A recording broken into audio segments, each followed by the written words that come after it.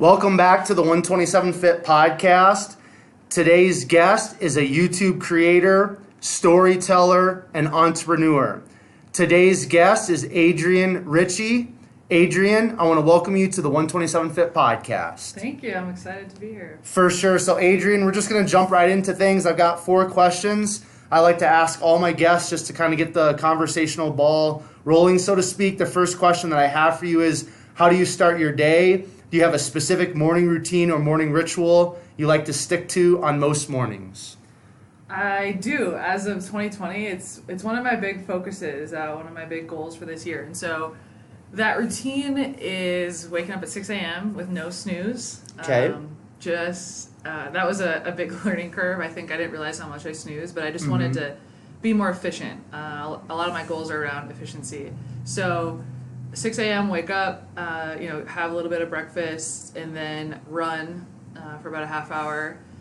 So I also don't let myself have coffee until after I run. I just want to give, it helped with like the reward side of my brain, especially that I wasn't running every morning for a while. And so I was like, right, I'm going to run. And if you run, you get your coffee, like just kind of creating that relationship in my own mind. So then I had my first coffee at like 6:45. That's when I checked my phone for the first time. And then I'll, get ready from 7 to 7:30.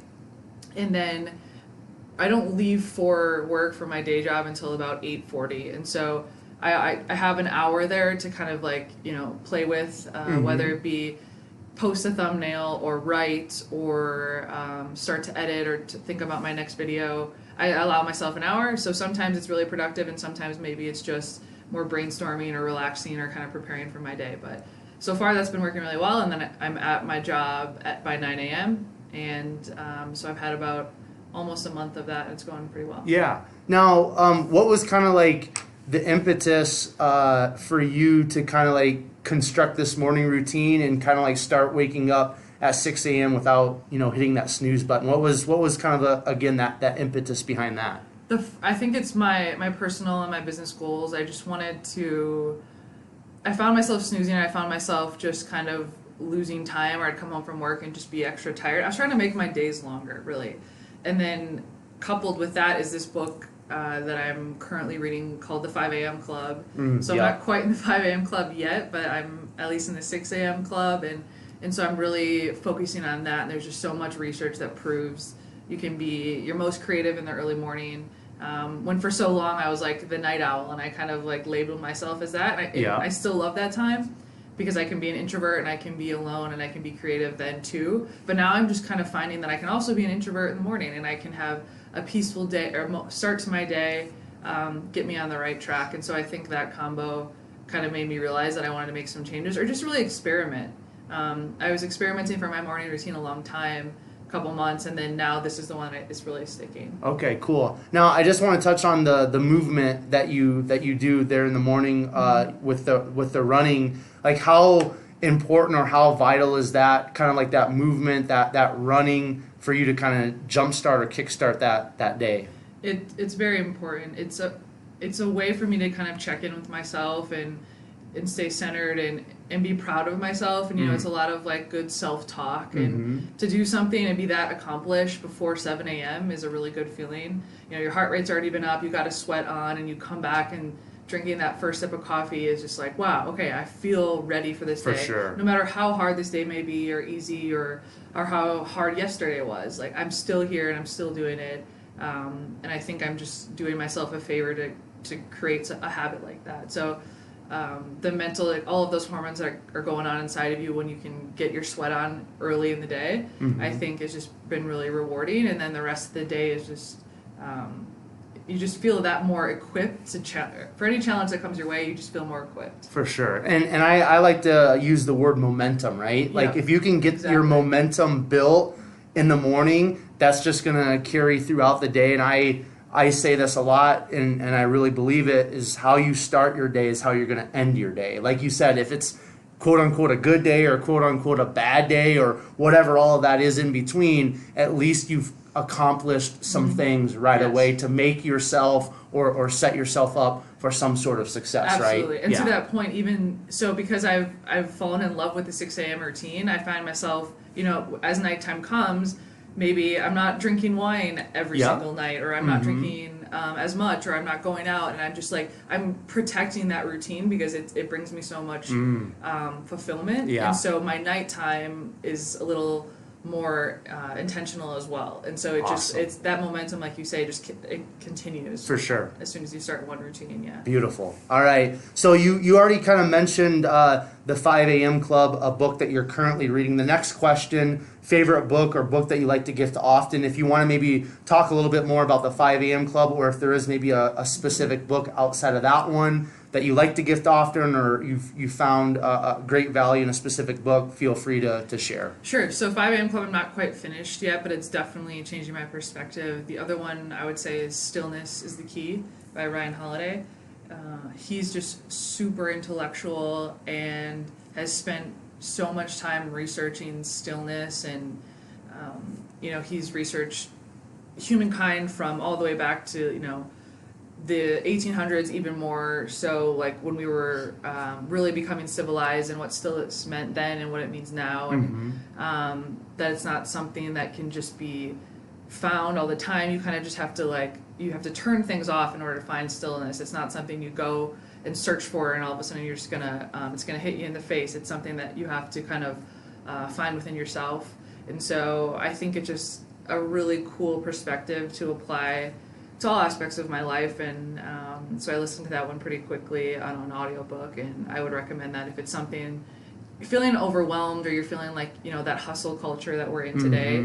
It's just a really good reminder that stillness is actually a really great skill to have and something you should practice. Awesome. Yeah, that's a great reminder for me, because I'm in the grind right now for sure. So all right, so the next question, favorite quote, mantra, or word. You can take this however you want, Adrian. It could be a quote, mantra, or word for this current season of life. We're still in that 2020 mode, and everybody's posting on social media, Instagram, like, this is my word or my mantra for the new year. Or you can kind of take it, favorite quote, mantra, or word, maybe from a previous season. So favorite quote, mantra, or word. Sure. I guess I'll start with the previous season. That just sparked something in me.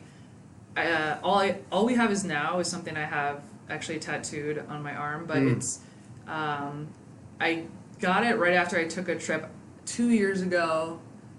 It was like spring of 2018, so almost 2 years ago. I was feeling really overwhelmed with my job, and just like super stressed, super overworked.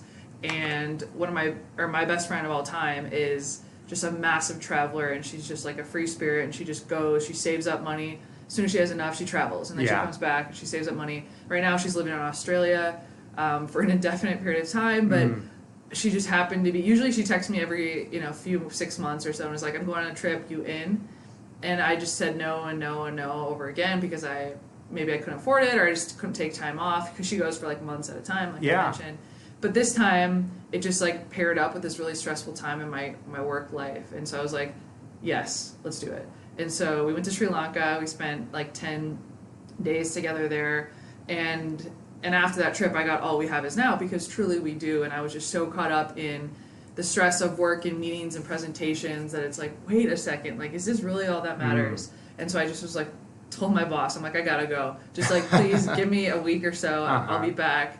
I gotta get out of here. And so I went, and I learned a lot. And then I think looking now into this phase of life, one thing I'm focused on is that you can be okay and not okay at the same time. And so maybe one part of your life is going really well, or like starting my own business this past summer, that was so exciting, and there's all these things that I'm really pumped about and just want to pursue pretty hard, and all those things can be going really well, but at the same time then I put this pressure on myself, and I say you're not doing enough, and this self-talk that's not always as positive as I want it to be.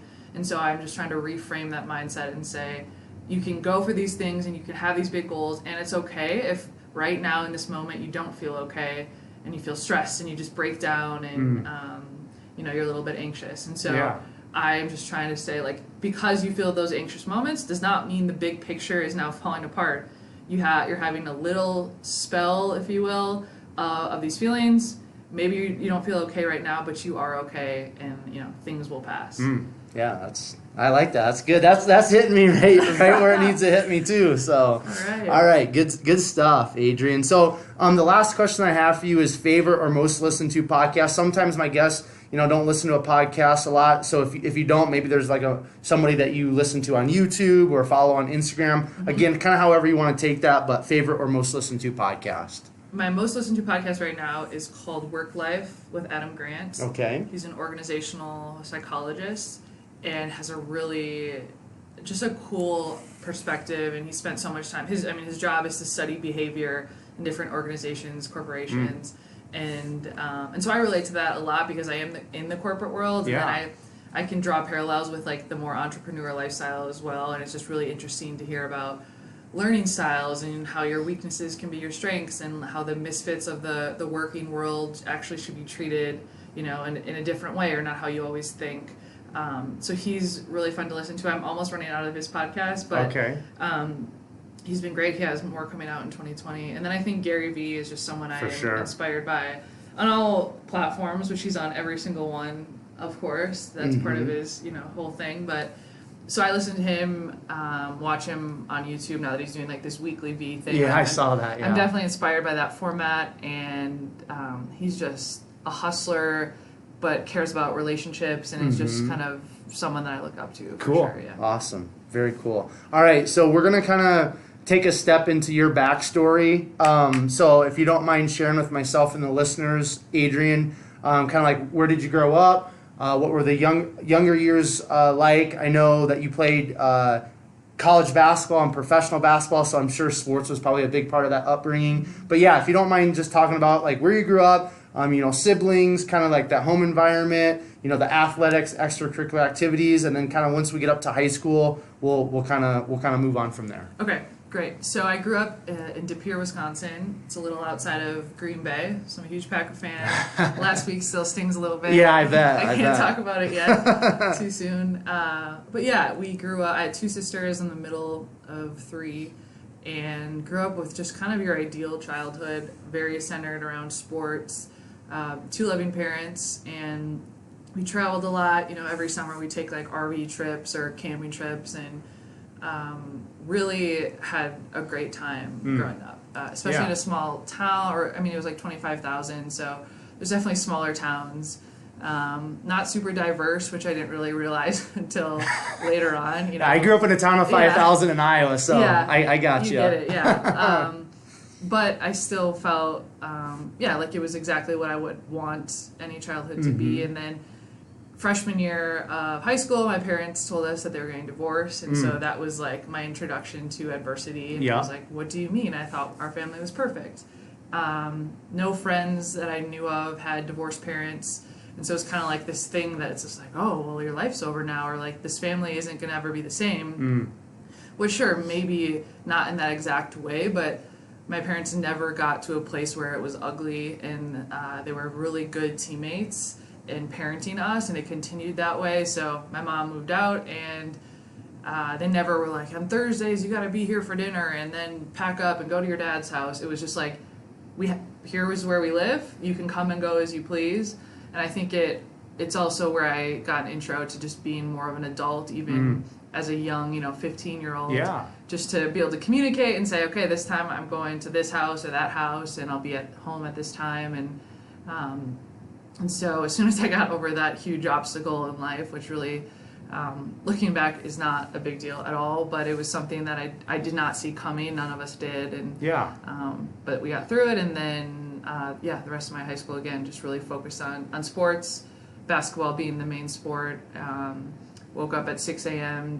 to lift, traveled after school 2 hours to play with the other best athletes in the state, just to kind of raise that competition, and it was my life. Yeah. So I wanna touch a little bit more on kind of the sports side of things. Were you were your teams good, and then like for you individually, like did you make all state or anything like that? So my team, De Pere girls basketball was definitely at the top. When I was an 8th grader, I watched them win the state championship. Okay. And then my freshman year, I made JV.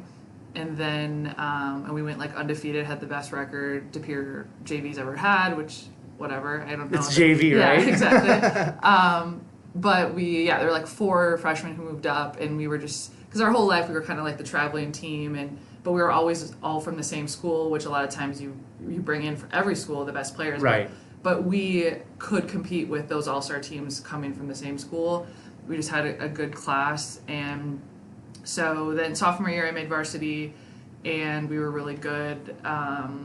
We got upset in the sectional final, so before we made it to state, we got upset by our rivals, and which was brutal, which is Ashwaubenon, and they actually went to UNI, like the Cook brothers went to UNI, just as a side note. But so that was like the bummer. That was like the hardest moment of my life, right? Losing in the sectional finals. Because then all those seniors graduated, and now it was like we lost a huge class. And then junior year we made it to state, lost in the first round. We won that year first round, and then my senior year we lost. But it was a really good experience. And then my senior year I got Miss Basketball. So there's like 2 top awards in the state. One is like Associated Player of the Year, and then the other one is Miss Basketball. Yeah. So that was me. Yours truly, Miss Basketball. And then, I guess I'm also on the All-State team because of that. Mm-hmm. So what did kind of like the recruiting process kind of look like for you, Adrian? Because I know, like I grew up being an athlete, played college football, and I only played D3, so I didn't really get quote unquote recruited, but like I know from just following sports, like the recruiting process is like just crazy, right? Mm-hmm. So what did that kind of look like for you, and when did it start? Did it start in middle school? Did it start after freshman year? What did that kind of entail? It started in probably 8th grade. I just got a bunch of letters, just kind of like the generic, like, hey, we saw you at a tournament type thing. Yeah. Bunch of those, and those continue. But growing up in De Pere, 20 minutes away from Wisconsin Green Bay, we went there all the time. Like I watched them play. They were so successful, and I kind of was just like, I think I want that. I want to be that. Yeah. And so it was like my dad and I's thing. Like we just went to all the games, would talk about the games, would talk about like how I could improve as a player, and just had like really special bond that may have helped build that relationship with that school. So I essentially knew I wanted to go there since 8th grade, probably. It was probably in the back of my mind subconsciously before then, but then I was like, okay, now I actually am thinking about college. What does that look like? And so them 20 minutes down the road was also, a factor. Mm-hmm. And so I committed pretty early to them, and so I avoided a lot of that mayhem of having to go to multiple visits and offers and like really discuss and think about that. And so I committed after my sophomore year. Oh wow. Yeah, so it was pretty early. I think I still was kind of like open to it a little bit. I think I was nervous. I was young, and then people were making me feel like, oh, you committed too early. You're like, you could have gone somewhere better, like air quotes, whatever that means. Yeah. And I think Green Bay is still seen as a mid-major school, which is, because of its size, is fine. But it's success-wise, our success is nothing mid-major. I'd call it major. Yeah. And so I think people just kind of had the wrong idea, or they want you to go to like the Wisconsin Badgers, like the main state school, or Marquette, and I was just kind of like, I just don't feel that connection. I want to go here. I want to make Green Bay a bigger, have people have that feeling that the way that they look at the Badgers, they should feel that way about us. Mm-hmm. Especially because we beat the Badgers every year. So, people are they think of a Big Ten school and they automatically think you're going to be successful, but there's also 40,000 kids who go to that school, right, and you're going to be a very small part of that. Mm-hmm. You just like a number, especially on the school side. And so I had really personal experience with schooling, with my professors, and I mean, there's no football team there. I mean, besides the Packers down the road, it's like the Packers, and like right below the Packers is Green Bay women's basketball. That's awesome. And we are just really cherished in that town, and it was a really cool experience. And my teammates and that whole community really, it showed me that it was worth it, and we had great success there too. Okay, cool. Now, before we talk a little bit more about your college experience, So let's just like focus on like high school. So you mentioned like your parents' divorce. You mentioned kind of like, you know, losing, you know, like an important game in the playoffs. But like for you personally, Adrian, you know, was there anything that was like a struggle for you? Because obviously junior high, high school, like as teenagers, for all of us, like especially junior high, you start going through puberty and like all these different, you know, things that are going on. Like we all have different, you know, struggles or things where it's like we're trying to fit in here, we're trying to fit in there. But like for you personally, was there anything like major that you remember from kind of like those high school years that it was just a real struggle for you? I think high school, no. I think middle school, I felt like you're saying, like kind of those years of like, who am I? Like, what is my role? Like, what is my identity? That was hard, I think, especially when you're like, okay, girls and boys, now you gotta like date each other, and it was kind of like, I don't know what that means, and like you have your like boyfriends, and they're like across the, you know, the playground, you're like, yeah, I think I'm dating that guy, we don't talk, but like, you know, and then you like get your friend to break up with them or whatever. I did that. Fourth grade though for me. So that was like something I didn't really know that I was struggling. I knew that I felt uncomfortable. And then high school, I don't think it kind of went away, because then sports, I was so identified with sports, and just really brought me a lot of joy. And so I didn't really feel too uncomfortable. I think like as a freshman, you're just like scared because everyone is older than you. But again, I could like hide behind my basketball success and just kind of be the basketball player. And, for sure. And kind of own that. And so I didn't really feel. I think I'm lucky that I had a lot of friends. People understood me. People knew me, and so I got to kind of like ride that through high school, and I didn't have to go through anything too difficult. What did academics look like for you in high school? Academics, I got good grades. Okay. I think, like, I didn't try too hard. I think I just knew, I mean, in the beginning, I think I was really stressed about, like, I need straight A's, and, like, I need to do this, and then I kind of figured out by my senior year, and I'm like, it just kind of all feels like a game, you know? I'm going to press the right buttons to get the right grades, but I'm not going to, like, I don't have to spend too much time doing homework. I think the one time I took, like, a college credit writing course my senior year, and I was like, oh, gosh, why did I do this?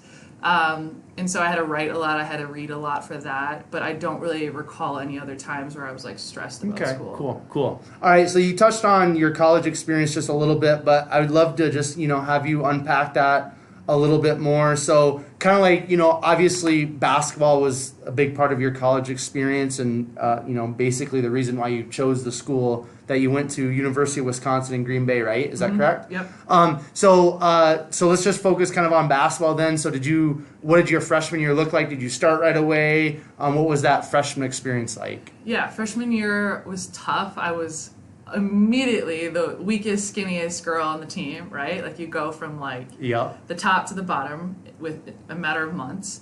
And that was, I guess, like pretty standard. All of the freshmen were kind of seen that way, but we were coming into a class, again, a program that has just such high standards. And so we started a summer lifting program like right away, 6 a.m. workouts, which just felt like, you know, it felt like 3 a.m. You're like, this is the middle of the night. How could I get up and then like, and then also perform at a high level that I've never performed at. And so that was a pretty intense experience. But then like season comes around, I did not start right away. I was kind of like, unfortunately, deemed as like a poor defender pretty soon in my career, and then it was like a tag that they just loved to stick on me forever, that I could score, but I couldn't keep others from scoring, and so it wasn't enough. And we were a very defensive-minded program and team, and so they were basically like, well, you can't start because you can't play defense. And so I was sixth man, and that was, you know, plenty, and kind of nice as a freshman too, to kind of like be able to sit out for the first 4 minutes and kind of like see what's going on. What are they playing? Is this zone? Is this man? Is this what we thought? You're like comparing the game plan in your head with what you're seeing. And so I got to experience that, and then come in and kind of be the spark and maybe hit a three or and try and get something going that way. And so that was a lot. Most of my freshman year was just trying to come in and help where we needed to. We had really good upperclassmen, and so maybe I'd score like 7 to 10 points a game where needed, and usually I found myself in at the end of the game, especially if it was close. So I felt like that was more telling than if maybe I couldn't start, but I would eventually figure it out, and they wanted me in the game at the end. Yeah. So, you know, my experience of being an athlete in high school and then in college, like, you know, it was from high school to college. Now, like on the football field, you know, it was a huge step up. But because I was on a team, because specifically I was on the football team, you know, in regards to interacting with other students and kind of like all of that type of stuff, it was a really easy transition. Did you kind of experience that as well? Yeah, it was like, hi, I'm Adrian, I'm on the basketball team, and, you know, instantly that's like oh, we loved it, we're like season ticket holders, oh, we're boosters, you know? Yeah. And so that was a really, I felt really lucky and grateful to have that, like, instant kind of respect from the community, from professors. I think in a lot of schools, and probably more prevalent in bigger schools, it's like they hear you're an athlete and they're like, they roll their eyes. Yeah, like, absolutely. oh, great, you're going to miss all the tests and you're not going to do any homework? Cool. Like, I can't wait for you to be in my class. But this was just different. And they're like, okay, we're going to work around it. Like, just let us know. Here's your travel schedule. All right, we'll move the test here. Or, like, we Skyped into, you know, I took business courses with another girl in my grade, and we would Skype into meetings, or, like, you had to be there to view certain presentations. And so our professor would just pop us up on his laptop on the desk, and we'd watch and take notes. And so that was really interactive and just really accommodating for us. And so maybe there were a few professors who were kind of like, I don't care about sports, I don't care that you shoot hoops, like, sit down and shut up type of thing. But most of it was really, really welcoming. And in the student life too, it was just kind of like, oh, there goes the women's basketball team, and, like, you know, they would definitely, I'm sure we were seen as, like, those athletes on campus, but I think there was enough where we never wanted to feel like we're better than you. Like, this is a small community, and we're all here for a reason. We're not trying to be like celebrities. We want to hang out with all the athletes, with all the students, and we found a really good relationship that way. Cool. Now, I want to touch on this a little bit, because it's something that I personally experienced, and a lot of people that I bring onto my podcast that were athletes growing up, they concur when I kind of bring this up. But, you know, as athletes, as young people, most of us start playing sports at a very young age. And that, like you had already mentioned, you were a basketball player, Adrian the basketball player, like, that's your identity, right? And so most of the time, for us, especially, you know, younger people, whatever we get, you know, that positive reinforcement from, wherever we get those accolades and that recognition, we're going to probably move in that direction, whether that's, you know, positive actions or negative actions, right? So for me, like, my whole identity after I quit playing football after my freshman year in college, like, those were some of the darkest days of my life, because my whole identity was wrapped up in athletics. I was Quentin the football player. I was Quentin the athlete, you know, lifting weights and training. So, and you see that in professional athletes, right? Like, when they're done playing their sport, a lot of them, you know, if they don't have like something set up for TV and things like that, or something on the side that they were doing during their playing career, they lose all their money, you know, they end up in jail, prison, like, just, you know, it's really a tough situation. So for you, during that time when you were playing basketball, because then you go on and you play professionally, which we'll get there in a minute, but do you feel like sometimes that identity, Adrian, of being a basketball player, do you think at some point in your life that hindered you? I think it was hardest when I stopped. Right. In the moment, no. I think a lot of ways it helped me. It was interesting to people, and maybe it got in the way of, like, my personality or other things that I did, like being creative and starting to make videos about my basketball. You know, it was just always kind of basketball first. Oh, who do you guys play next? What's your record? Are you going to make it to the tournament? How well did you do last year? How old are you? How are the incoming freshmen? You guys going to be as good as you are next year? How can you be as good as you are now if your seniors graduate? Like, all that stuff. That was my life. Right. That conversation on repeat with people, with reporters, with boosters, with parents. And that was it. And I didn't know any better. That was my life. Of course I want to have those conversations. And so in the moment, did it hinder me? No. Did it hinder me afterwards when you deleted that word from my life? Yes, absolutely. Okay, so let's just stop there. So, and we're gonna bring that back around here in a minute. So, let's talk about, just like we kind of talked about the success that you had in high school basketball. Just share a little bit about the success that you had in college. Like, we talked about the freshman year, so kind of what unfolded post ninth grade year in college. Sure. So freshman year, first of college, just to wrap that up, we got upset. We were a really young team. We had no seniors, and we got upset in the semifinals of the Horizon League tournament. Okay. And in a mid-major league, that doesn't have a great RPI anyways, losing, your chances of going to the tournament now are just pretty much zero, maybe 5%. If you played someone in your non-conference that got you, a really good win, which we did have, but essentially, so we lost. We were upset, and we thought we were going to the NIT. The selection show comes around. We just happened to go to my coach's house just in case. I don't think any of us thought that night would go the way it did, but turns out we got selected an at-large bid for the first time in our school's history. Oh, wow, cool. And so we got a 12 seed, and we were playing Virginia, and we beat them in the tournament. And so we got an at-large, first one, and then we proved the committee right, and we won. 12-5 is like, the most common upset. Yeah. So we beat Virginia, and then we played Iowa State. This is in Ames. And then we lost to Iowa State by 3 in the second round. Okay. Then sophomore year, we really good. I think we lost one game undefeated in conference. We lost to Marquette at Marquette. I missed a 3 to tie it at the end, and so that was hurtful, obviously. And then we made it to the Sweet 16 that year, and so we were in a neutral site in Kansas, Wichita. We beat Arkansas Little Rock, and then we beat Michigan State, and that was huge. And then we went on to play Baylor in Dallas, so it was basically a home game for them. Brittany Griner on the team. Dang. And it was like 1 million fans. I don't even know how many. We lost by 10. She scored 40, which is not great. But we still only lost by 10, so it's man, if she could have just had 30, it would have been a different game. Yeah, for sure. So then we lost like 2 really good girls, 2 seniors, and then junior year we won the conference again. Every year we did, and then who did we play? We lost to Kentucky by 3 to go to the Sweet 16.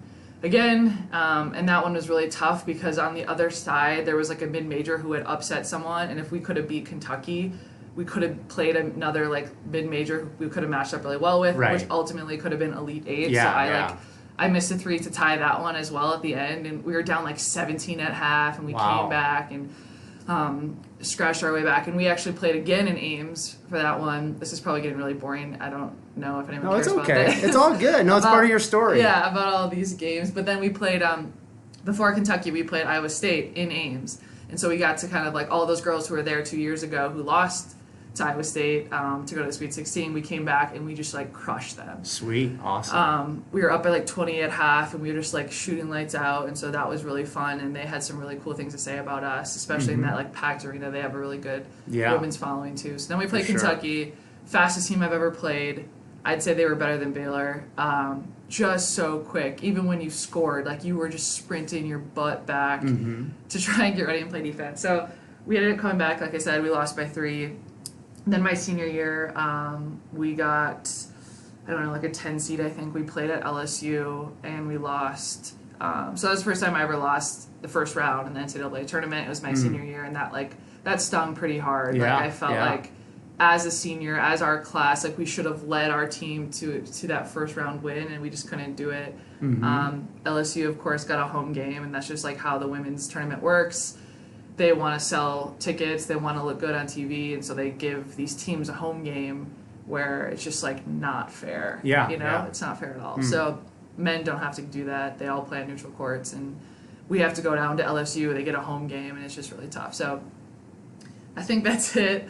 I think that wraps it up. But we had the longest streak in history for conference championship wins, up there with like Tennessee, that active streaks, and we just lost it like 2 years ago.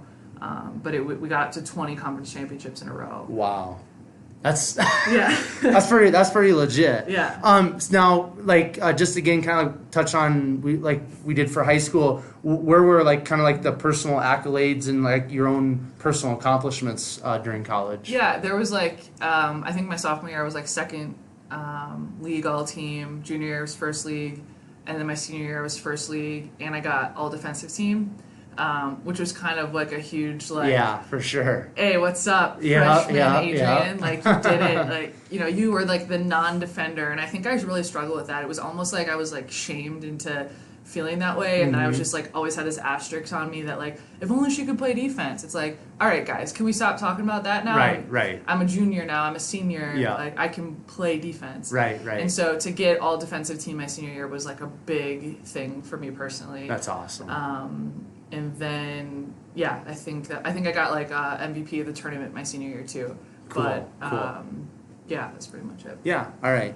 Now, within kind of like athletics, what would you say was like that one big takeaway or something that you learned specifically through, again, athletics and basketball? Like, like for me, sports taught me a lot in regards to like discipline, right? And how to be very like regimented and, to set goals and things like that. So for you, Adrian, what was like maybe, again, one or two things that you feel like sport, maybe basketball specifically, taught you? It taught me to do things that you don't want to do. Even when you don't want to do them. Right. So, yeah, even now, like, sure, you maybe don't want to get up at 6 a.m. and run, but do it. Like, you can't just go through life doing the things that make you feel warm and fuzzy all the time. Right. It's those things, like, things that make you flinch. On the other side of that flinch is what is so beautiful and so, it's what makes you progress. And so I've had so many moments, even if it's like, all right, you have 9 reps, and on the 10th rep, just like, you have to do it. Like, push. Like, go get it. I still have that so ingrained in me, and because I've been there so many times. I've had great coaches and great teammates, and we were a very player-led team. We were really proud of that, and so it was like you couldn't let down the girl on either side of you, and so you would push yourself harder than maybe you would if it was just for the coach at the end of the bench. It was for the girls next to you, and so I can feel that all the time in me that like, just get up, just do it. Wait till you see how you feel on the other side of this. So that's something I take with me probably daily, and I don't always realize that it's because of basketball, but when you take a second to think about it, I was an athlete for the majority of my life. I still consider myself an athlete, but for sure, on a daily basis, even thinking about like time management, and like I used to get so excited when I had like 27 minutes free, and so I'd be like, okay, I have 27 minutes, so I have to start walking to my next class, and I can use 7 minutes to eat this bagel, and then I'm going to read that chapter, and I'm going to take a 14-minute nap. Like, that was really something I learned at a young age too, because you had to, and the less time you have, I think the more structured you are with it. So now that I have more time, I can still try and apply that structure and that routine to my life. Cool. One more question in regards to kind of like your athletic experience. Was there like a coach or an adult within your athletic experience that you really look back on and you're really grateful for your time with that individual? A few come to mind. I think first, like my high school coach just believed in me so much, and I think my love language is like words of affirmation, and that's how I feel motivated. Fear-based motivation doesn't really work for me. Yeah. Because I got plenty of fear talk going on in my own head. I don't need you to tell me that I'm a piece of crap. And so I think I struggled with some of my college coaches because that was their mentality, and they kind of applied like a one-size-fits-all to their coaching, whether you received it that way or not. So the people who received it that way probably had a great relationship. The coaches I had in my first 3 years, because of that, it was a really tough relationship. But my high school coach like really believed in me and let me know that he believed in me, and so I could feel it, and I trusted him like nothing else. And then I think my dad, my mom, both my parents are so great, my stepdad as well. I just think my dad was the one that like took me to those.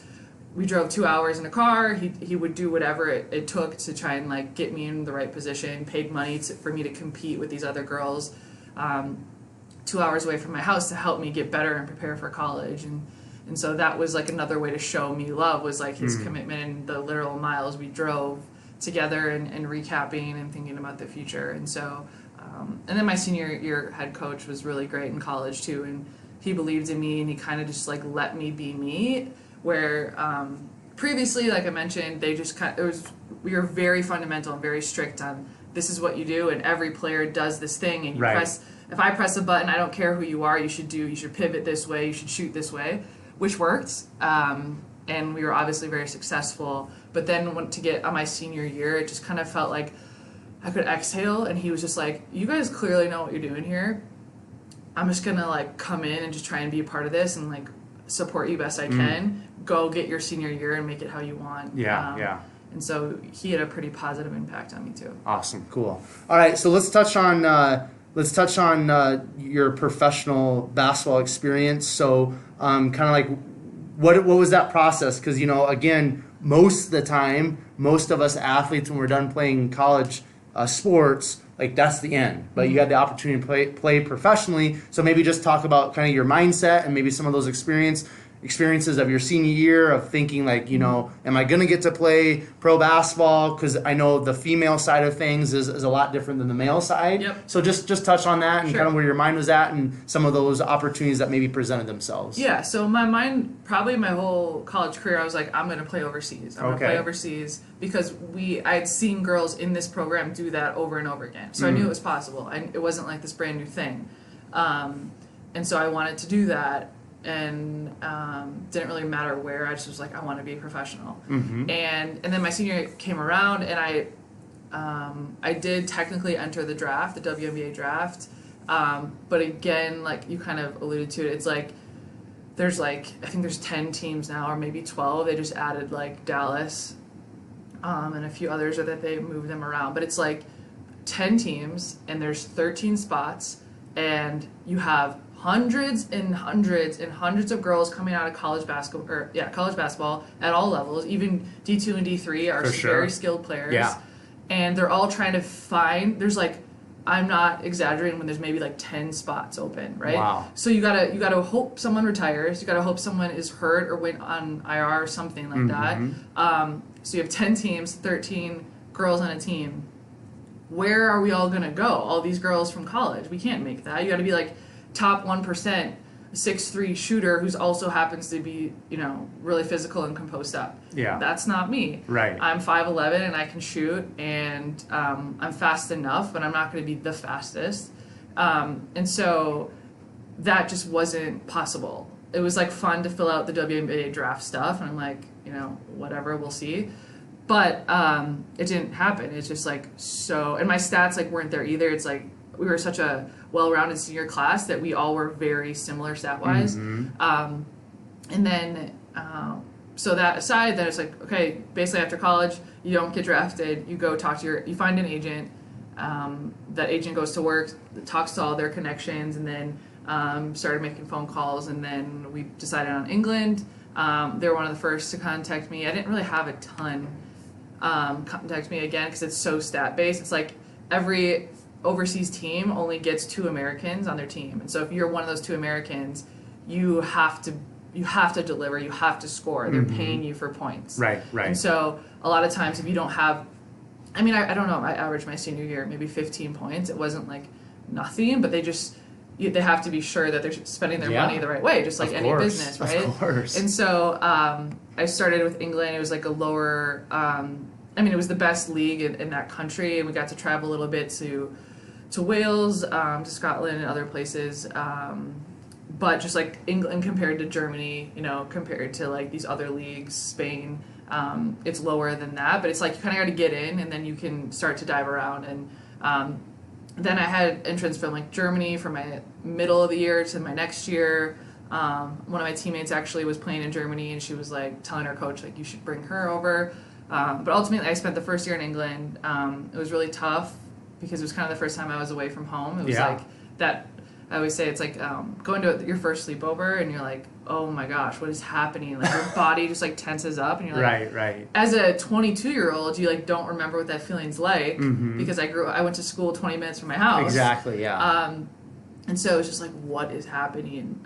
So I had to like go through that a little bit. I had just started dating my wife, and so a long distance relationship plus a 7-hour time difference, and so there's just like all these things like rocking my world, and I didn't know how to handle it.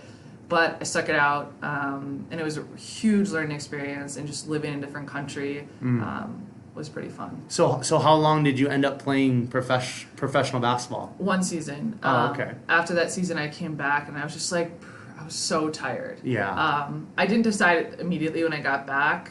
I kind of had that summer to think about it before you have to like re-sign for the next year or talk to your agent to be like, these are the things I want.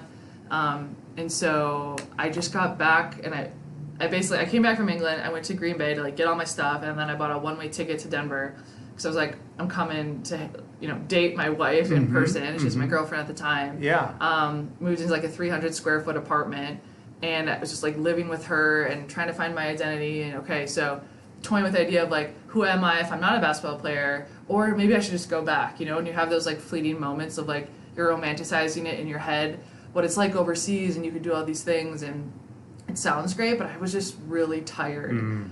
Physically, emotionally, like practice just didn't pump me up anymore. Yeah. Thinking about doing the same thing every day, and just like I said, I was tired. And so I decided, had to tell my agent, my previous coach, because I kind of was like, I'm not going to say no to you, I might come back. But I had to tell him that it was a no, and that was like tough.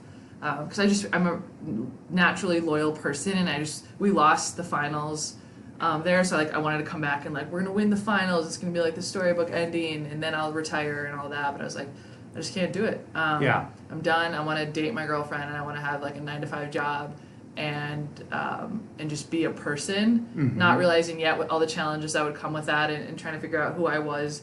I'm Adrian Ritchie blank if I'm not the basketball player. So that's when that journey kind of ensued. But. So I want you did a great job of kind of like bringing things up, because we touched on the identity, right? Yep. A little bit earlier, and you said it was after basketball that you really struggled with that, and you just kind of alluded to that just as you were sharing a little bit of that story with the professional basketball. So I would love to just dig in to kind of like what that season of life looked like for you, Adrian, specifically in regards to searching for that identity outside of Adrian, the basketball player. So what was, just walk us through, like, what was your mindset? You moved to Denver, so you're overseas, you're originally from Wisconsin, then you're in Denver. So just that whole transition period, what did it look like? Just walk us through it if you don't mind. Sure. So I don't even remember really like deciding I'm moving to Denver. I was like, I'm just moving to my wife Blair. I'm going to go be with her. And like, I didn't really like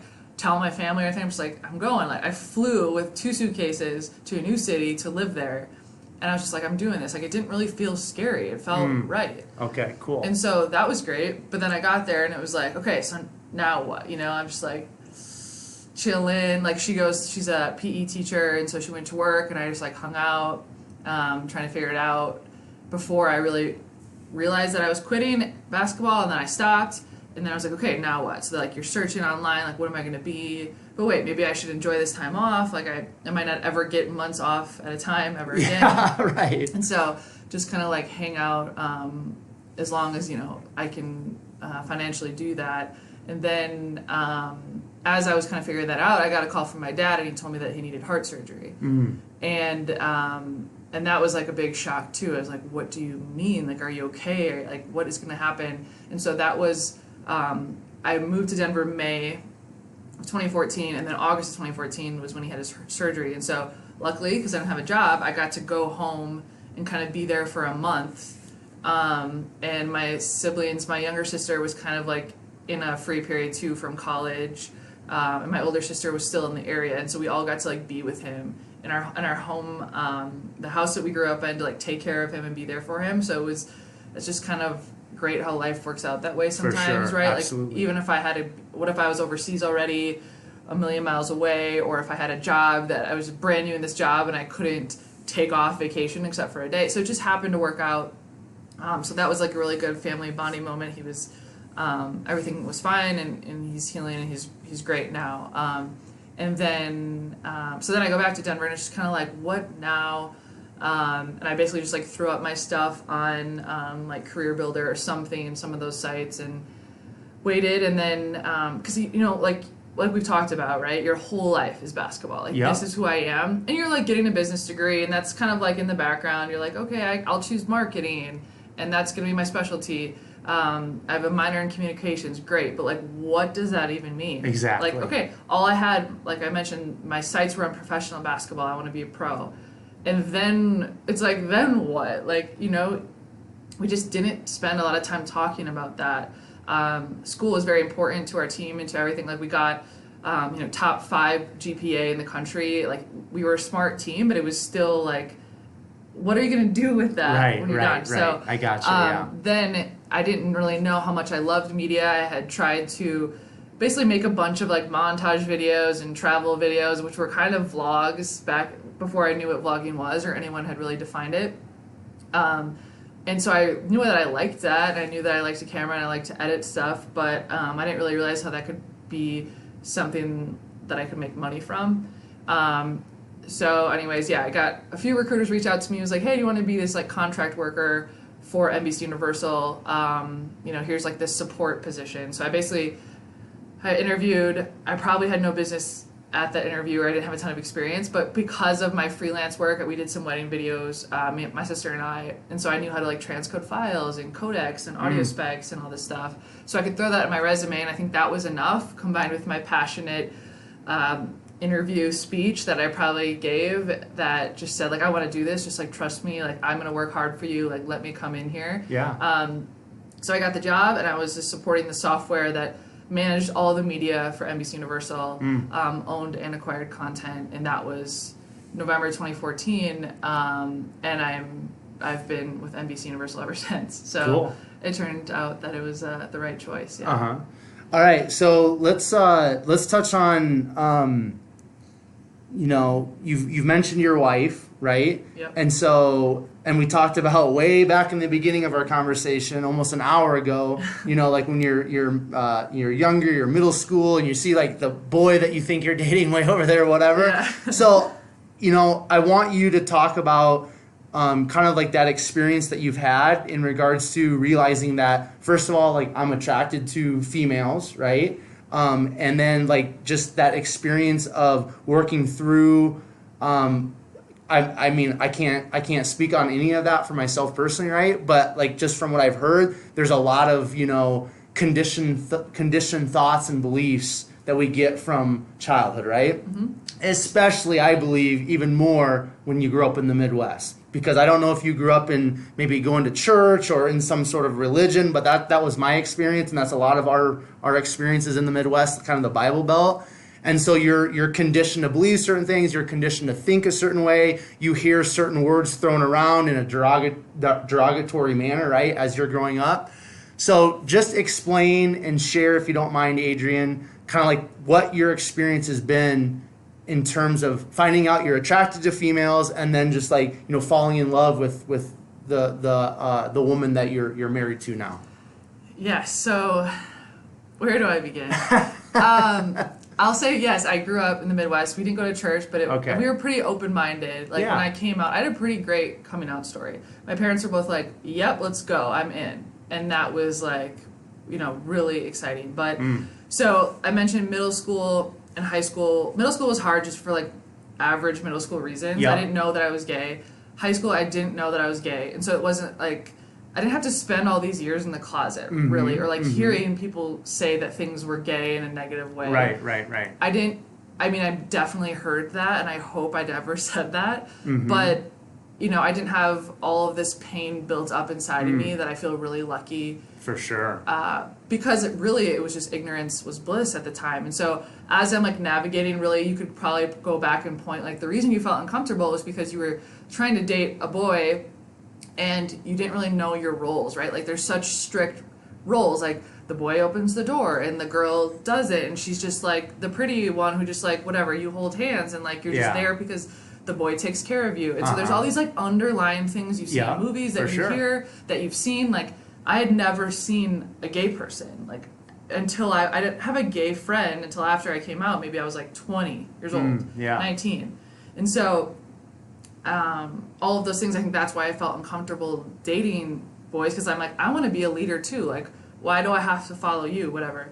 And so then my freshman year of college, when I was like, I met this girl and I was like, oh, okay, so I've never felt this before. I don't know what this is. Then I wasn't, again, because of my upbringing, I wasn't ashamed of that feeling. I was confused a little bit, and then I started to like, you know, reassess my life and look back, and I'm like, oh, okay, I think I may have been in love with that girl, or I didn't just look up to her, you know, and you start to like realize some of your actions may have been like because you were gay, you just didn't know it. And so then I met that girl, and then was just like, this is what it's supposed to feel like. And then I think I mean, at least through a lot of people that I've talked to and their experience, gay women mostly, that you just like, you date that girl, that first girl, and you're like, oh, I've never had this feeling before, so you must be the love of my life and you must be my forever. But it's like, no, actually, this feeling and maybe the situation is your forever, but it's not necessarily that girl. And so I think that relationship was really good in the beginning, and then it kind of got complicated because of some of those feelings that you just like thought you're supposed to be in it when maybe it was time to move on. Yeah. Because it was the only relationship that had ever actually made you feel fulfilled. And so that was through college, and it was a teammate, so it was like even more complicated. And I think that's probably why I didn't want to break up, or we should have broke up earlier, because it was, I was putting the team first, and I think I didn't want anyone to know, and so actually we were like, I was out with myself, if that makes sense, my freshman year. And then I slowly started to come out, but I didn't really come out to my team ever because I didn't want them to see us as like dating. I wanted them to see us as teammates, so it wouldn't get in the way of our success. Even something as small as like a practice. Like I just didn't want anything on their mind that wasn't basketball and the team and winning. Yeah, absolutely. So, like I said, I came out with myself kind of freshman year, and then there's probably a whole year where I didn't tell anyone. And then I started to tell my family and my closest friends, and I was like, hey, you know, I'm actually dating her. That's the reason why she's coming to all of these things. And they're like, okay, great. Like, we're in, let's go. And my whole family was great. My friends were great. And then, I mean, they were basically like, we know. Like, thanks for telling us, but like now we can at least talk about it. Because we have eyes and we can tell. For sure. But that's just like, you know, you're still in that whole world where you just feel like this dark room. You're like, okay, no one can know this. Like, you just, even like hiding or like don't come and go at the same time and like all that stuff. And that was like really stressful because you're dealing with being a college student for the first time, a college athlete for the first time, and now you're also like have a part-time job of like hiding your sexuality. And that was stressful. I didn't really know what I was afraid of or what I was holding back for other than that basketball thing. So it was like, again, it wasn't really out of shame or out of like fearing rejection. It was more just, this isn't about me, and dating someone on your team is probably not like the best thing to do. It's like, you know, business with pleasure, like that's really complicated, especially young, you know, an 18-year-old girl. Like, how could I possibly have the maturity to kind of navigate that? Right. And so then my junior year, she graduated and left, and we like broke up, and that was like, that was a hard thing too, because it was like, oh my God, my life is over. Like, I don't know how to like, right. We've all been there, right? Yeah, and it's just like, it's just not that big of a deal. But at the time, it's scary, but it was also super freeing. And then because she wasn't on the team anymore, I could kind of just like sit down with my team and I'm like, all right, guys, like, I'm gay. We all know that. Can we talk about it? I'm not dating anyone on the team, so now it feels like a free space. I could just be gay and single for the first time, and not like there were just like the Green Bay campus was just like flocking with lesbians, because it definitely wasn't. But it was just like, at least now I can be a person, and this just happens to be one thing about me, but I don't want to like not talk about it. Yeah. You know, everyone else gets to talk about their boyfriends with boosters or in the locker room or their dates and all that stuff, and I was just always quiet. Yeah. And now it's like, at least I just want it on the table. Just let me like come to the table in case I did have something to talk about. And they were all great and they were relieved. And again, it's because they knew. It was just, I just didn't want to, I didn't want them to think I was ashamed or that they couldn't talk about it. It was probably like my official coming out. And I was like, you guys can tell whoever, everyone can know, this is who I am. Let's just get on with our lives. Yeah. Cool. All right. So then let's talk about your wife. How did you meet her? And I mean, obviously you ended up out in Denver because of her. So that's kind of like a big, you know, life move. So just share a little bit about that if you don't mind. Sure. So then I graduated college. Right after college, I went to China on like a USA overseas tournament. It was a 2-week tour, essentially. We went to 3 different Chinese cities.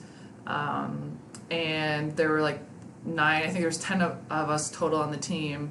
And so we had to like pick a roommate, and just like the girl I happened to be staying next to in the lobby of that first day, I was like, all right, everyone pick a roommate. We looked at each other and we're like, all right, want to be roommates, even though we just met?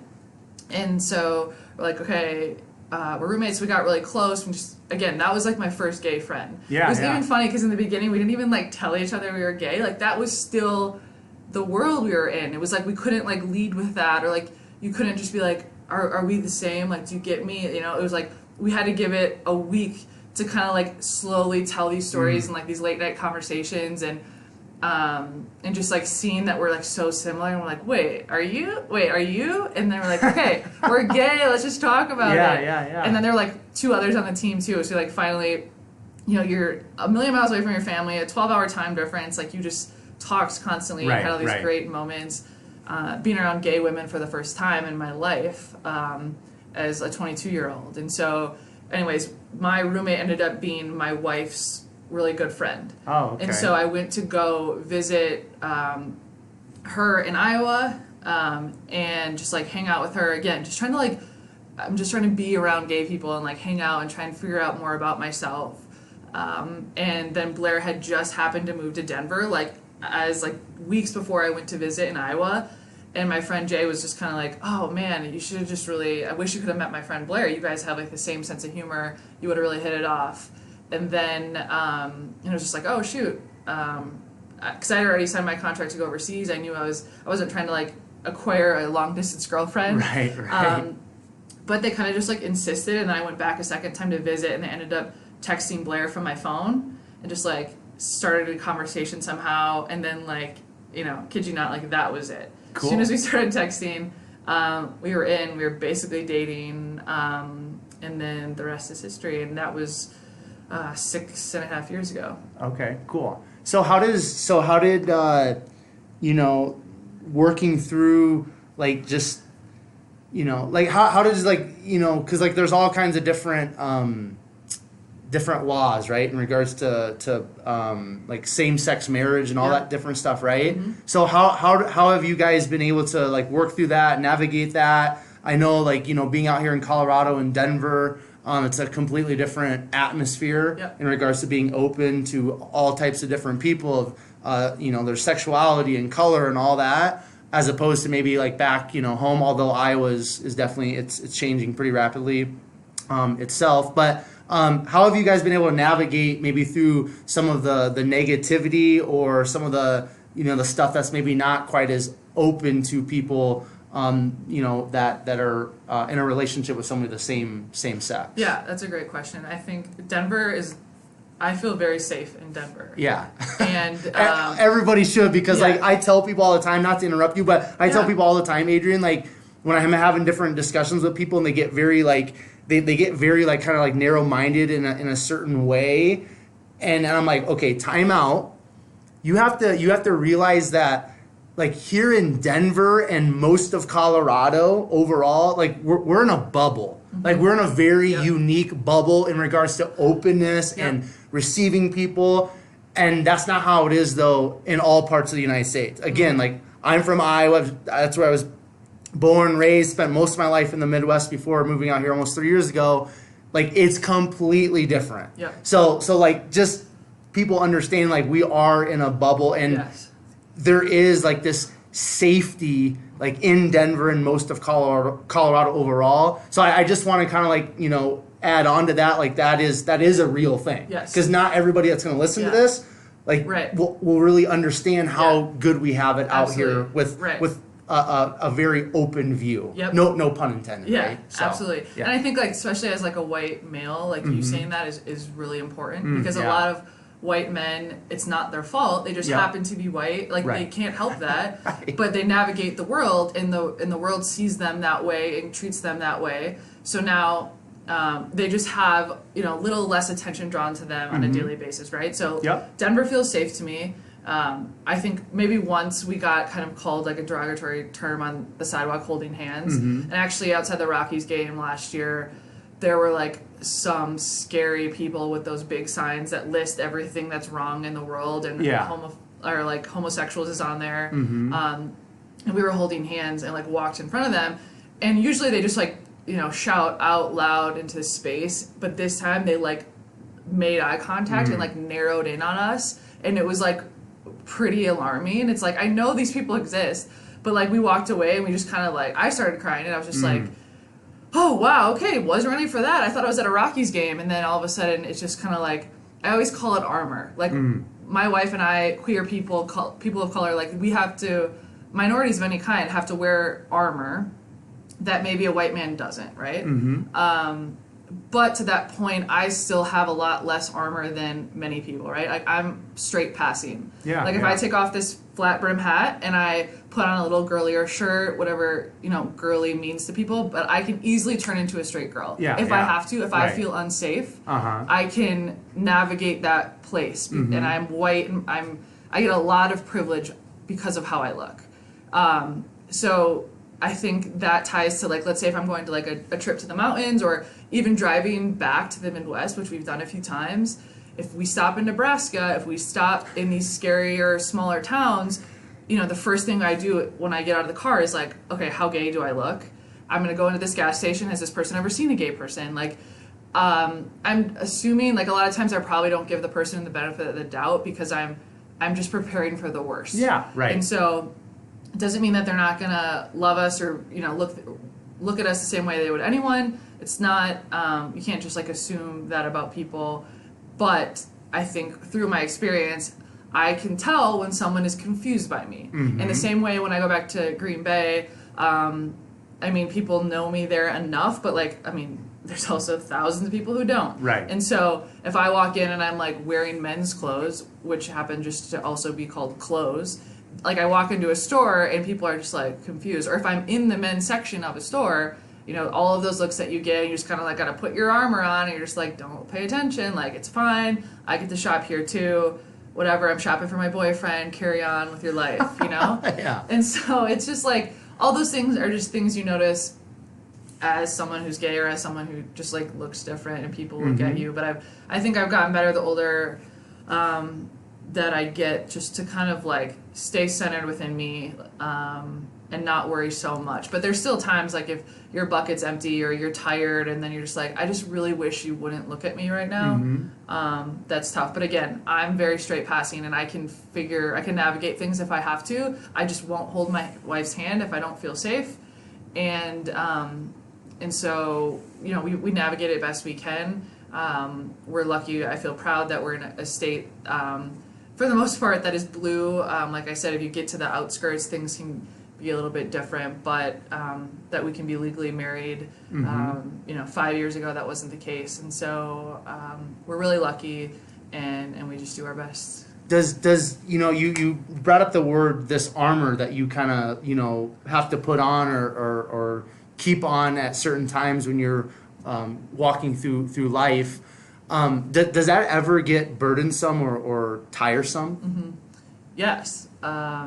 I'd say it always does. I think I just put myself in situations where I don't need armor best I can. Right? So like at work, I'm really lucky. Even in corporate world, I never feel like the gay person. For a while, I would think I was the only gay one, at least in our building. At least like openly queer. I'm not sure. I'm sure maybe other people were, but yeah, it felt like I was the only one of me, and we definitely have become more diverse. And so that, like, where you spend your 9 to 5, like the majority of your life, really, as far as like your day is concerned, I feel so safe there. A really great community. I can walk down, you know, 99% of the time, any street I walk down in Denver, I'm safe. People have seen crazier things than two girls holding hands. Like, it's gonna be okay. Yeah. It's tiresome when you have to like go to a smaller city or even introducing yourself. Like, I have to come out all the time. It's not like you come out when you're 18 and now you're like, all right, everyone, I'm gay. It's like, you know, I still have to tell people. You know, a lot of people ask like what my husband does. I don't get that as much anymore because I'm not often around people I don't know. Yeah. But when you introduce yourself and you like say you're married, and then maybe the conversation moves and it comes back around, it's like, oh, what does your husband do? It's like, okay, well, my wife actually, she's a teacher, you know, and that's fine. Like I think we just are you get in these patterns of life, and I do the same thing too, where you make these assumptions about people, and you don't even realize you did, and you're like, oh shoot, I'm sorry, like.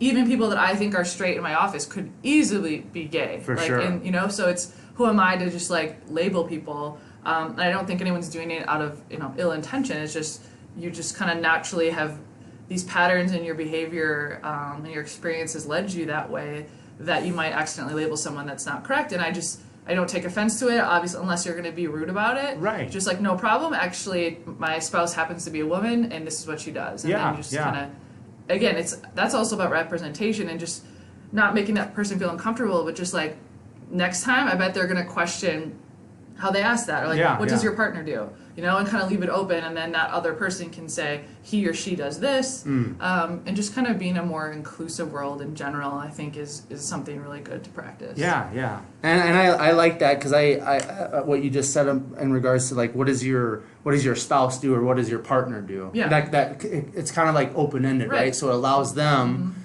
to answer it wherever they're at in their life, as opposed to kind of like throwing something that, you know, we think it's supposed to be in regards like, what does your husband do or what does your wife do, right? So that's cool. That's some food for thought for me. Now, before we get into kind of like where you're at today in regards to, you know, being the YouTube creator and all that type of stuff, I do want to ask you just about marriage, right? Before we move off this subject with your wife, how did you guys kind of come to that point that you're like, hey, like we want to get married, and this is something important to us? Because culturally, overall, just the word marriage, that holds a lot of there's a lot of weight with that word, right?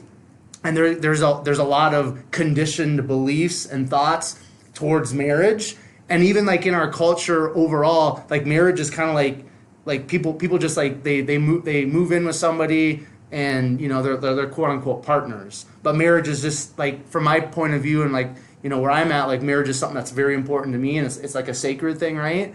But it doesn't seem like marriage is really that sacred or that important to a lot of people. So for you guys, why did you guys decide that you want to take that commitment in terms of marriage? That's a really good question too. I think I knew I wanted to be with Blair like the second I saw her in person. Like we had developed this emotional relationship, and the second I saw her, I was like, wow, that is her. Like, that's my wife. And so then we spent the next 5 years like being together and just getting to know each other in all the different seasons of life, and through job changes and apartment changes and all of that. And I think for us, especially for as long as we were growing up, we were told we couldn't get married. Right, yep. Your relationship, cool, we see it. It's just not as good as if you were a man and a woman, right? Yep. That's what the world was telling us.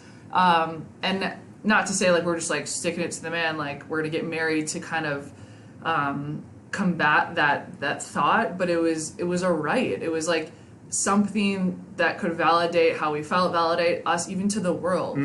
Like you hear all of these like awful stories of women die on their deathbed and their wife can't even enter the room because she's not technically her family member. It's like, this is her partner of life that they've done together, and you're not allowing her to care for her partner, and that's just like so heartbreaking. And so it's protecting us from the world around us legally, which is like a huge part of it, and just getting those benefits of sharing income that way, and getting the same insurance and all of that benefit stuff, and really growing a family. We saw it as a really important block to our future, and so we wanted that protection, and we wanted to be closer together, and I wanted to call her my wife, and so I was really proud to be able to do that.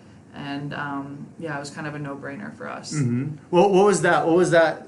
What was your wedding day like? Like, what was that experience? Yeah, it was best day of my life by far. It was just so incredible.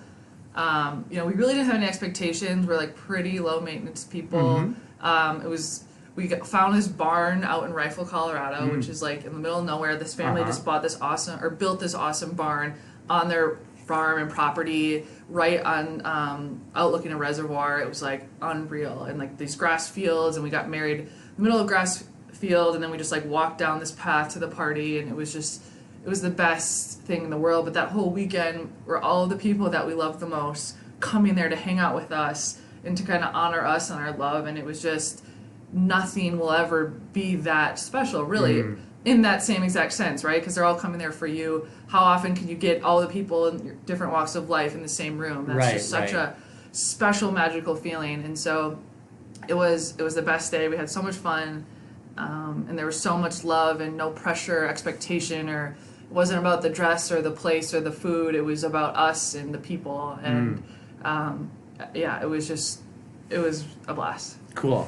So one last thing here. if somebody that's listening to this, Adrian, maybe they're going through their own life experience. Maybe they know that they're gay, but they haven't come out. Maybe they are with a partner and they want to get married, but they're just maybe struggling with some different things. Like, what's maybe something from your experience? What's something that maybe you can share with that individual or individuals that are just maybe they're in that place in regards to their sexuality that they're just struggling? If you're struggling, I would say find your tribe best you can, and just know that you're not alone. We've all felt that way. Like, I've felt that way being alone, or like not knowing gay people, and even coming out in a time where like Instagram really didn't exist. I didn't know YouTube like I do today. And I couldn't like find even just like what lesbians wear or like what I wanted to wear. I couldn't even grasp like something as small as what you wore, like your fashion. Like, that was so crucial. I never really felt in my own skin because I was just trying to like fill this role of like what a woman wears. And so as soon as I started to figure that out, I just started to see like, oh, I can wear that. Like, I want to be that. And so try and find those things that you can relate to that make you feel like you, and then just latch on, find your tribe, know that you're not alone. Reach out to me personally if you need to. Just know that it gets so much better. Just kind of stick with it, believe in yourself, and that there's exactly who you are is enough, and there's exciting things ahead. Beautiful. All right, so let's just dive in for the last part of our conversation here, Adrian. I want to dive into kind of like the content creation, the storytelling, being an entrepreneur. You've got your own company, Still Company. So where did kind of this creativity aspect of your life, where did that kind of come to be, or when did you kind of recognize it? And then why did you decide you're going to get into YouTube and all the things that you do in regards to storytelling? Storytelling, I think, started when I had an internship my sophomore year of college, marketing internship with like a sports medicine hospital. And they're basically like, social media was just starting to kind of be born, and they're like, hey, here's a camera. Can you go make something for us? And it was like pretty open-ended, and I was like, sure.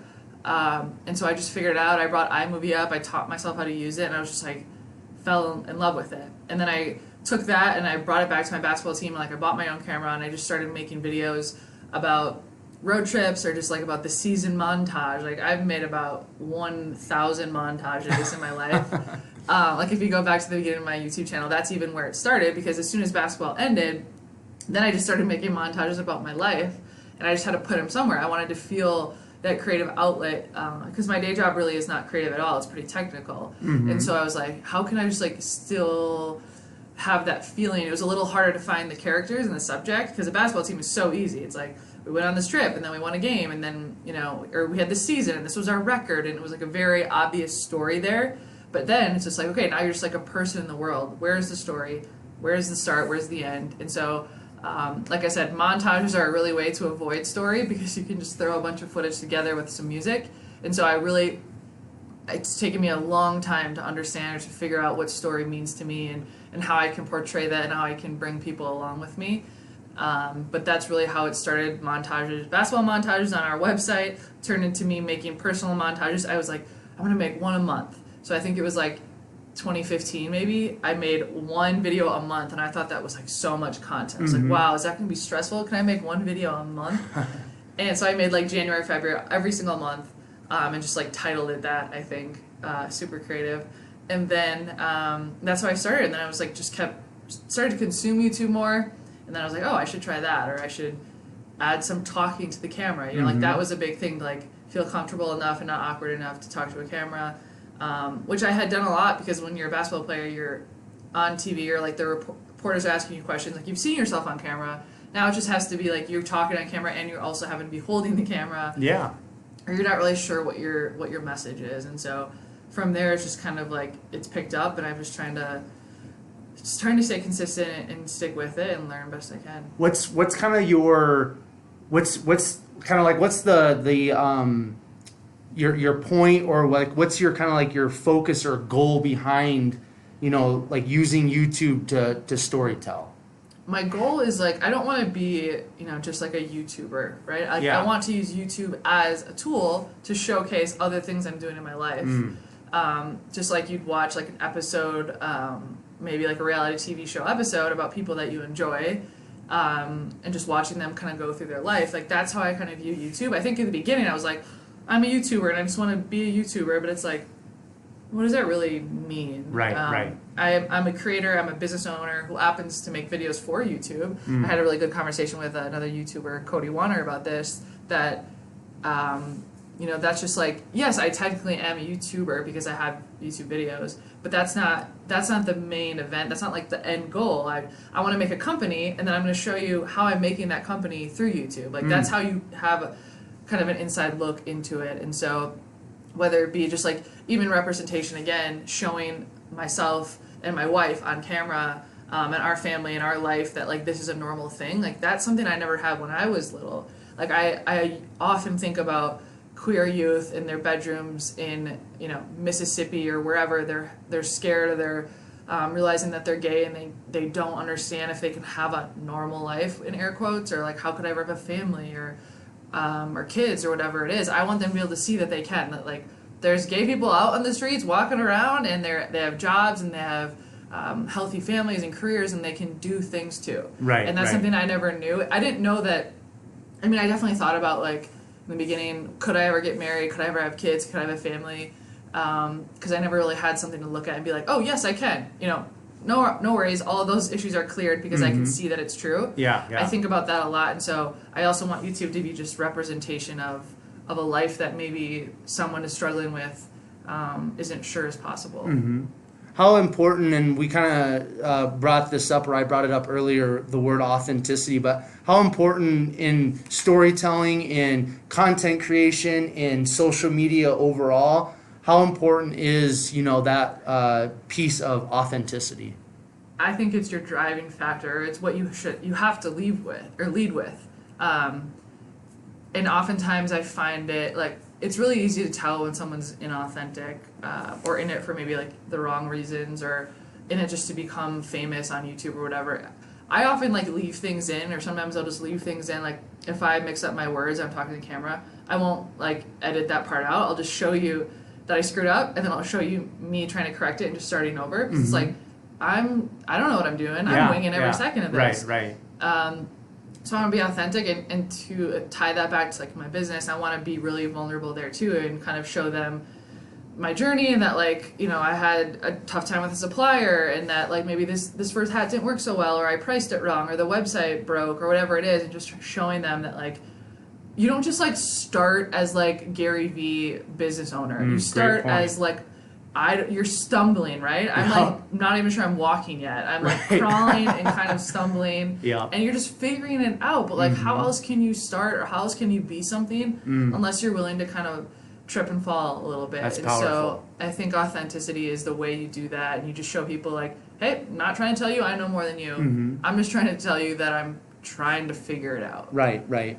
Now, storytelling, because like for my podcast, like every single I've released this morning episode 110, right? And every single one except for the first 3 where I was just kind of getting used to using the blue snowball mic and just talking to it and all that type of stuff. Outside of the first 3, they've all been done, in person. And from the beginning, I've told people it's a platform for people to share their story so that those who listen can be positively impacted. So that story aspect of my podcast specifically has always been there. And as I've spent so much time face to face with my guests and just, hearing their stories, I'm like, man, like there is so much power in one human being sharing their story, right? So like, where do you think, Adrian, that power comes within storytelling? Do you really think it is that vulnerability and that authenticity, or do you think maybe it's something else?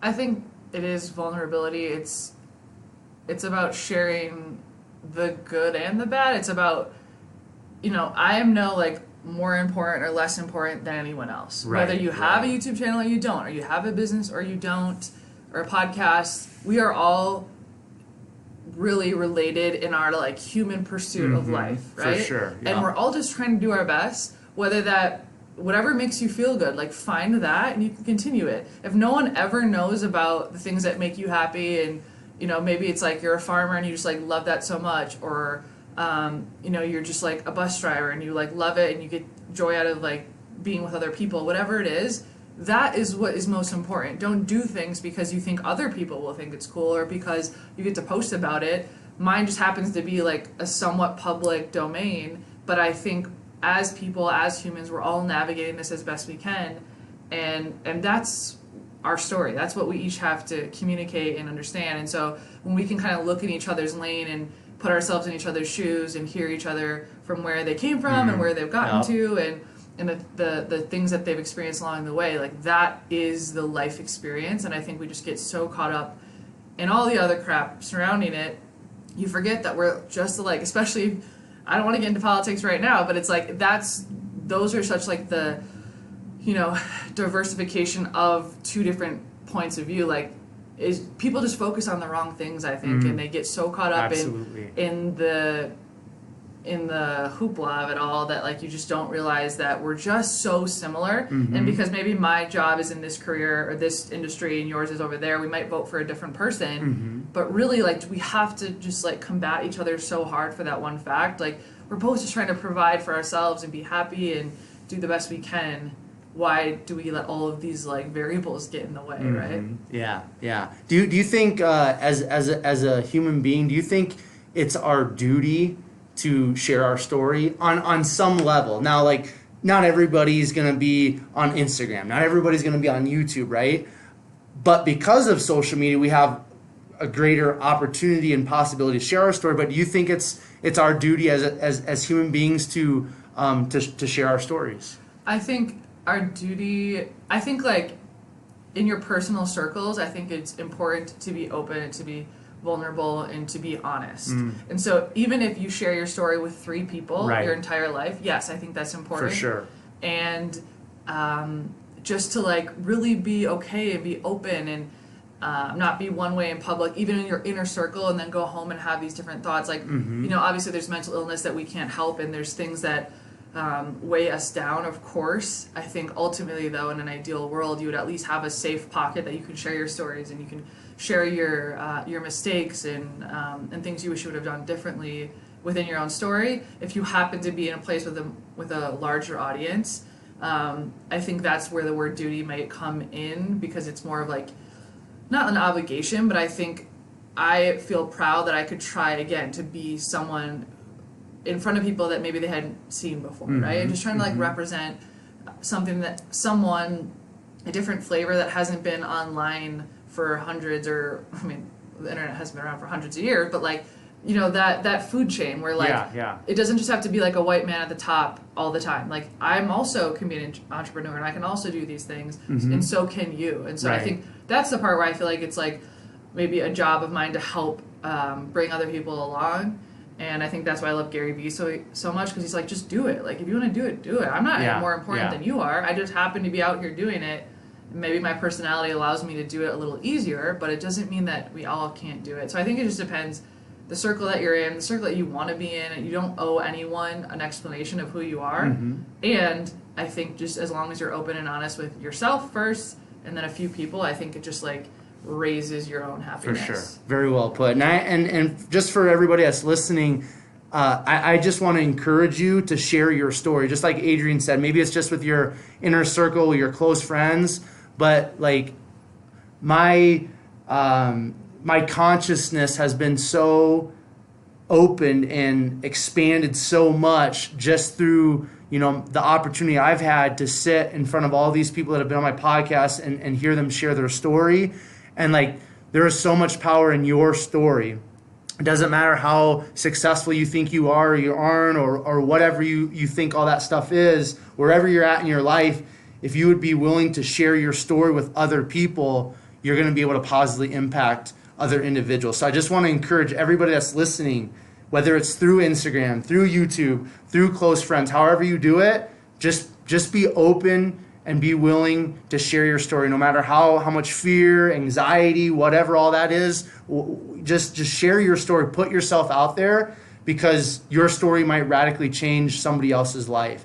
So, Adrian, just kind of to wrap things up, I do really want to touch on the Still Company. That's your own business. So, just talk about what the Still Company is and how important it is for you to just be an entrepreneur. Yeah, Still Company started last June, so it's been about like 7 months. And I just always, it started because I love to buy hats or try hats or own the right type of hat. I really couldn't find what I wanted online. Mm-hmm. Like I would buy a hat online over and over again. I'd get it back and it was either uncomfortable, maybe the design wasn't right, one or the other or both. And it was just like $30 here, not good enough, $30 there. And you just kept spending money on hats you liked and no hats that you loved. So I was like, why not? I'm just going to make my own then, you know? Like, And then I'm like, oh wait, I could make a business. I could sell those hats.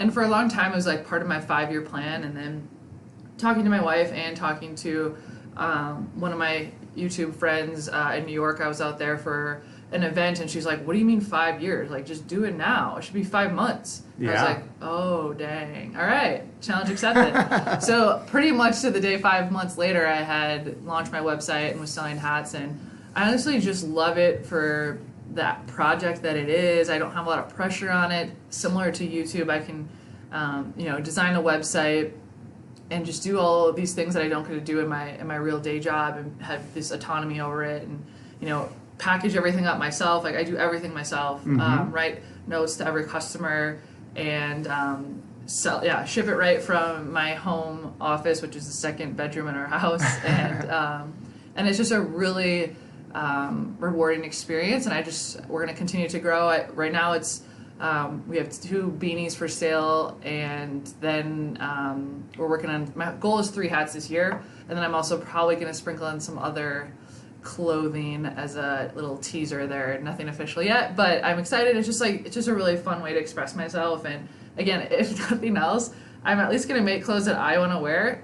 When I can't find them on the internet, I'm just going to make myself my own clothes, wear them, and like I hope some people come along and also enjoy it.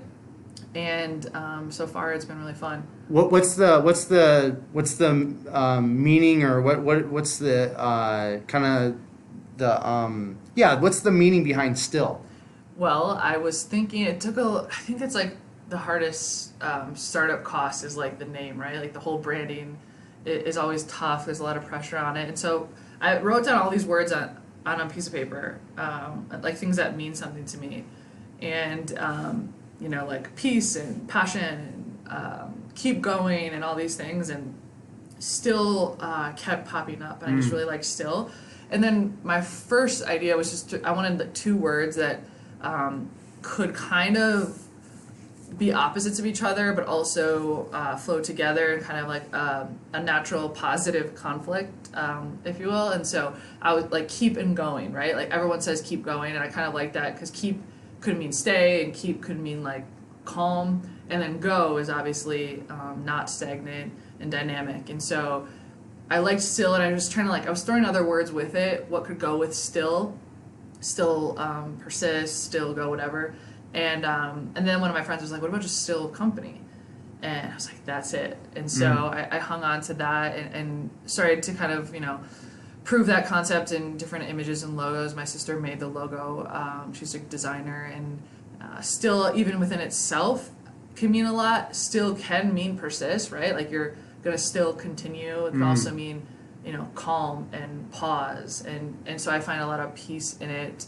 And I just love how it matches with company, and the rest is history. Cool. What's one of your greatest fears? Ooh, I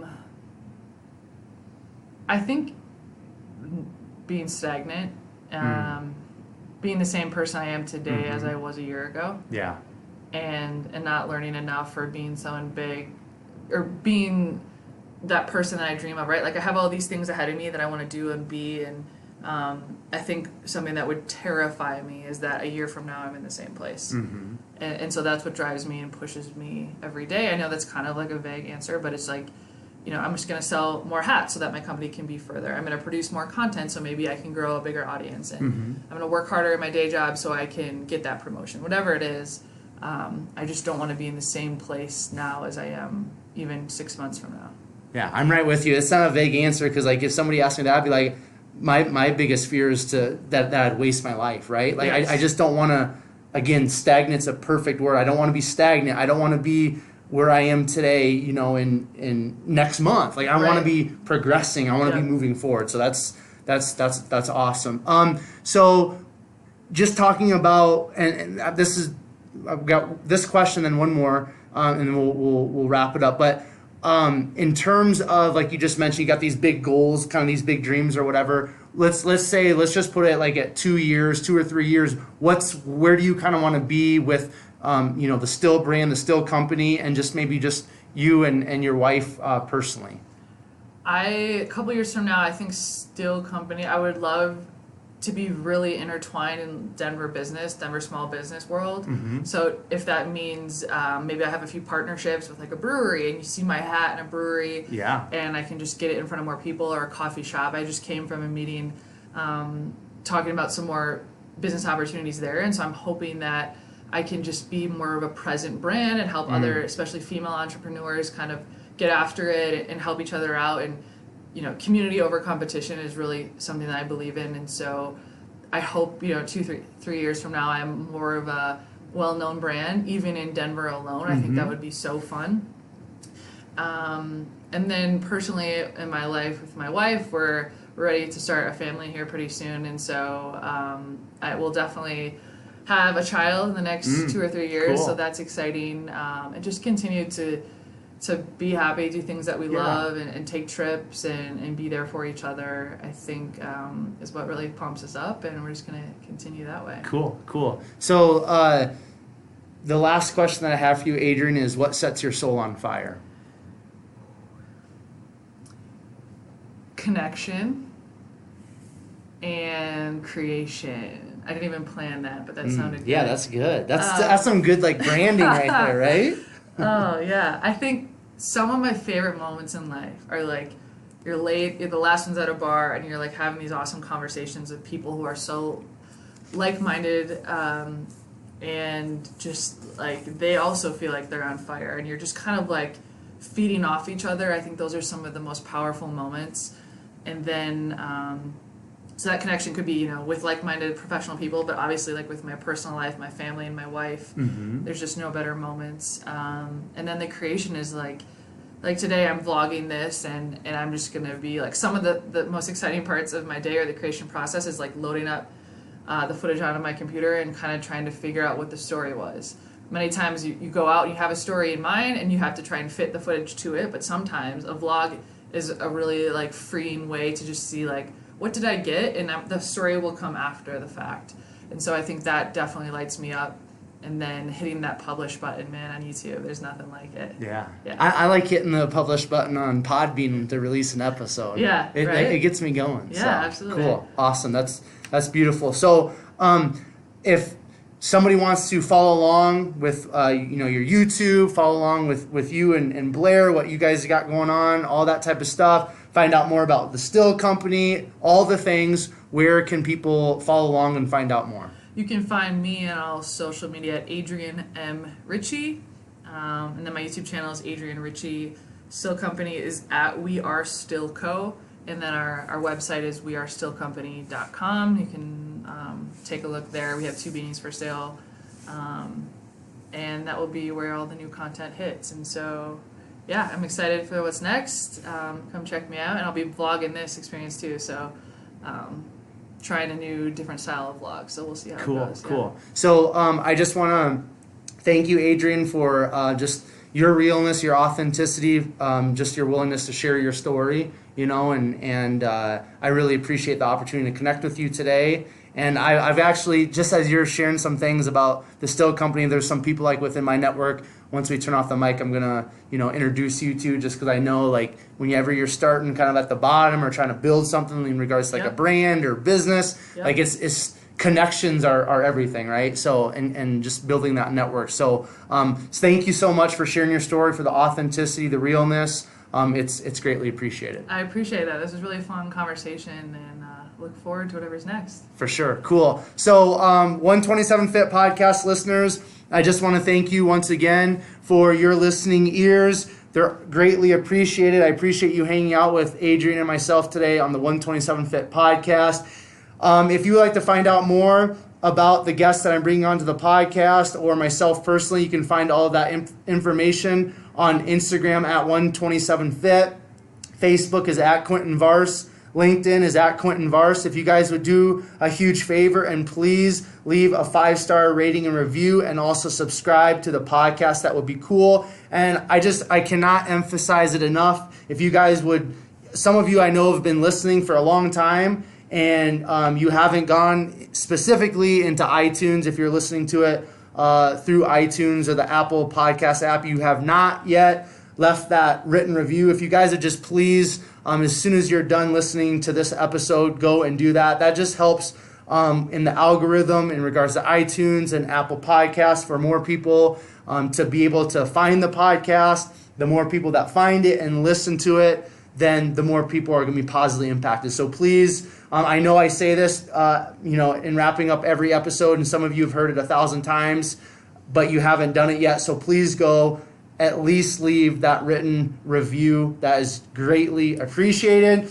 If you think you would be a great guest, or if you have a friend or an acquaintance you think would be a great guest or guest for the 127 Fit podcast, please just send me an email or give this email out, 127fit@gmail.com. And as you guys are finding great value in a specific episode or episodes of the 127 Fit podcast, in which I know you are, please take that specific episode or episodes and share it on your Facebook and Instagram stories using the hashtag #BeSomeoneToFollow. And per the usual, I will leave you with Proverbs 24:10, which states, "If you faint in the day of adversity, your strength is small." This time, until next time, I will catch you guys later.